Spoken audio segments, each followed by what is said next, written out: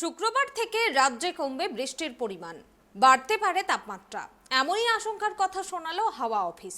বেশ কিছু জেলাতে তাপমাত্রা 40 ডিগ্রি ছাড়াতে পারে বলে জানিয়েছে আবহাওয়া দপ্তর।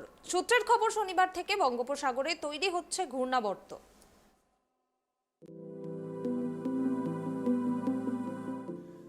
আগামীকাল অর্থাৎ শনিবার বঙ্গোপসাগরে তৈরি হচ্ছে ঘূর্ণাবর্ত, যার জেরে শুক্রবার থেকে রাজ্যে কমবে বৃষ্টির পরিমাণ। আজও বিক্ষিপ্তভাবে বৃষ্টি হতে পারে দু একটি জেলায়। শনিবার থেকে বুধবার পর্যন্ত দক্ষিণবঙ্গে বৃষ্টির সম্ভাবনা অত্যন্তই কম, বাড়তে পারে 3 থেকে 5 ডিগ্রি পর্যন্ত তাপমাত্রা। শনিবার থেকে বুধবার পর্যন্ত দক্ষিণবঙ্গে বৃষ্টির সম্ভাবনা অনেকটাই থাকবে না, বরং তাপমাত্রা বাড়বে দক্ষিণবঙ্গের বা গাঙ্গেয় পশ্চিমবঙ্গের জেলাগুলিতে।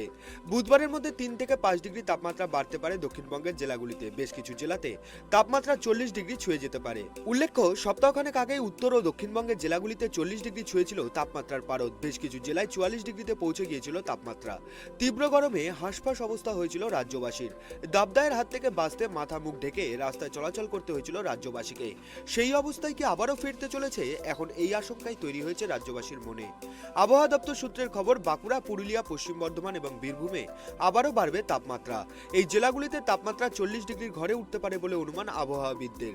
আজ কলকাতায় আংশিক মেঘলা থাকবে আকাশ। গরম ও আর্দ্রতাজনিত অস্বস্তিও বাড়তে পারে। বিকেল বা রাতের দিকে বজ্রবিদ্যুৎ সহ বৃষ্টির সামান্য সম্ভাবনা রয়েছে। আগামীকাল অর্থাৎ শনিবার থেকে বৃষ্টির সম্ভাবনা কমবে। শুক্রবার সকালে কলকাতার সর্বনিম্ন তাপমাত্রা ছিল 24.2 ডিগ্রি সেলসিয়াস, স্বাভাবিকের তুলনায় যা 2 ডিগ্রি নিচে। গতকাল অর্থাৎ বৃহস্পতিবার বিকেলে সর্বোচ্চ তাপমাত্রা ছিল 32.3 ডিগ্রি সেলসিয়াস, যা স্বাভাবিকের তুলনায় 3 ডিগ্রি নিচে ছিল।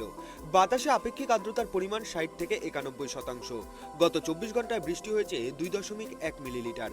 আগামী 24 ঘন্টায় কলকাতা শহরের তাপমাত্রা থাকবে 26 থেকে 34 degree Celsius. Bureau report, tribe TV.